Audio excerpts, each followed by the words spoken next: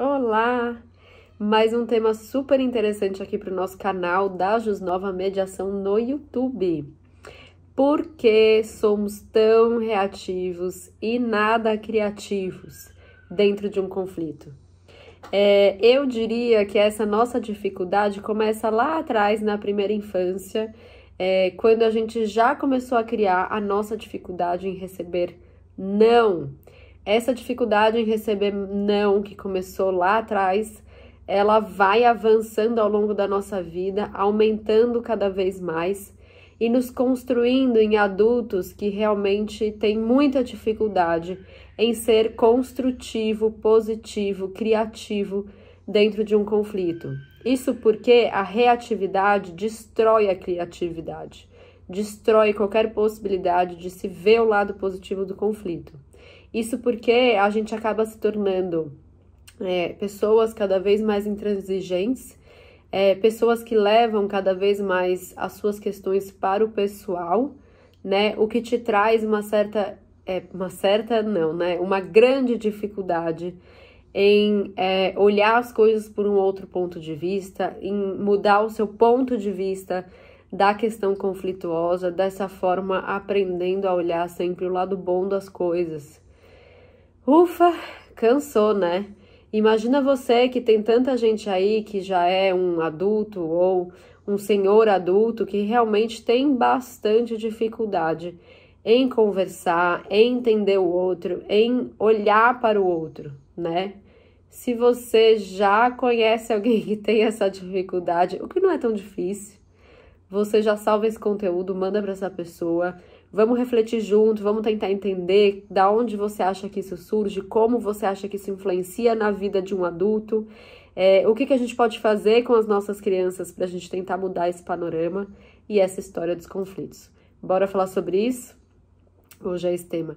Antes de começar, eu preciso pedir para você que ainda não é um inscrito no nosso canal, por favor, seja um. Se inscreva, não perca nosso conteúdo, esteja aí atento em todos os temas novos que a gente traz para vocês. Então se inscreva, ativa o sininho, não perca nenhum conteúdo, coloque aí as suas notificações para quando tiver um conteúdo novo. E curta nosso canal, né? Aproveite, se deleite no nosso canal. Bora lá! Bom, eu diria que quase que 100% dos conflitos poderiam ser resolvidos simplesmente a partir de uma postura mais construtiva, criativa e menos reativa. Quando eu digo simplesmente, é porque nem tudo é tão simples assim. É claro que para você construir essa postura é algo bastante complexo, é algo que precisa de bastante análise, precisa de bastante conhecimento de você mesmo, mas eu diria que mais do que isso, precisa de bastante isso aqui, ó. Comunicação não violenta. Mas além da comunicação não violenta, você também precisa ter uma escuta ativa, né? Uma escuta não só ativa, mas uma escuta que permita com que você enxergue o outro. Porque não é só a comunicação que não deve ser violenta, a escuta também não deve ser violenta. E do meu ponto de vista, a partir do momento que você cuida da sua escuta, você cuida também da sua reação frente ao conflito. Porque na medida em que você vai se conhecendo e procurando ouvir de uma forma empática, de uma forma que você reconheça a outra pessoa a qual você está falando como um ser humano, que também tem desejos, que também tem interesses, que também tem dificuldades e que também sofre, né, dentre outras coisas, assim como você passa a olhar para aquela outra pessoa não como um adversário a ser vencido dentro do conflito, mas como uma pessoa que também precisa ser respeitada, assim como você. E aí isso muda todo o contexto do conflito, isso muda toda a forma que você vai lidar com esse conflito. Consequentemente, as consequências que esse conflito vai trazer vão ser muito mais controláveis, pode se perdurar, né, muito menos no tempo, trazer um desgaste para as partes muito menor. É claro que algumas ferramentas ajudam, do tipo a gente se alimentar de coisas que vão nos ajudar a ter essa reflexão. Depois eu coloco nos comentários aqui embaixo, vou deixar aqui um pouco só para todo mundo ver o nome do livro, o autor e etc, para quem se interessar. Ele fala também da escuta, que é muito importante, né? Uma coisa influencia na outra, a forma como a gente escuta é muito a forma como a gente se comunica e é uma troca constante.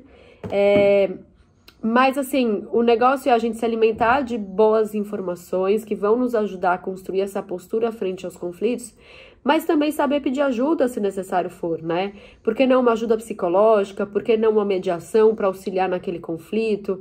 E por que não o melhor dos mundos, né? Os dois juntos, uma mediação e uma ajuda terapêutica. Eu acho que a gente saber pedir ajuda e a gente saber reconhecer as nossas fraquezas e as nossas dificuldades é um grande passo.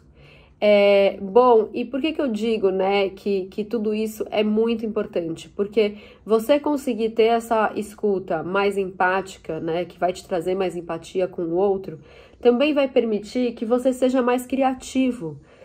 Não só na criação de soluções para aquele seu conflito, né? Você vai passar a pensar em outras alternativas de resolução que você não havia pensado antes, mas também você vai conseguir olhar o outro de uma forma que talvez você não fosse, que talvez não fosse possível você conseguir olhar antes, né? E é importante você se questionar, quando alguém tá falando com você, como você recebe aquela fala, como você recebe uma crítica, como você se comporta ao receber essa crítica, para onde você leva essa crítica.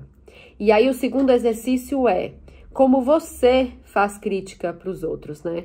Como você fala dos outros, porque tem aquele velho ditado que eu amo e que eu sempre falo. A forma como você fala dos outros diz muito mais sobre você do que sobre o outro. Então, a forma como a gente se comunica diz muito sobre nós mesmos. E a forma como a gente também se comunica diz muito sobre a forma como a gente escuta o mundo, como a gente vê o mundo.